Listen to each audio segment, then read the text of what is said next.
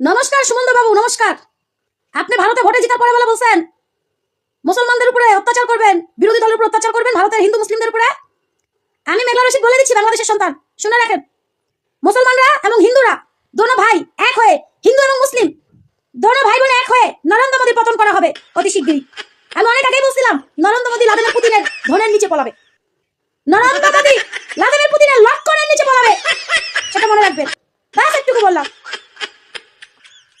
হিন্দু এবং মুসলিম দোনো ভাই বোন একসাথে নরেন্দ্র মোদীর পতন করবে ইনশাআল্লাহ, কাগজে লিখে রাখেন।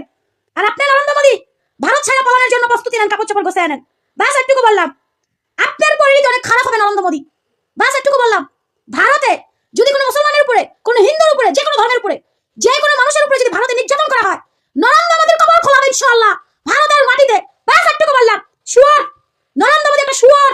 এই শালা, তোরা রাশিয়ায় পাঠাবো শালা, তুই মনে রাখিস শালা। আমার শুধু একটাই লোভ, সেটা কি বলো দেখি? কচি কচি সুন্দরী তরুণী, আর কোনো লোভ নেই।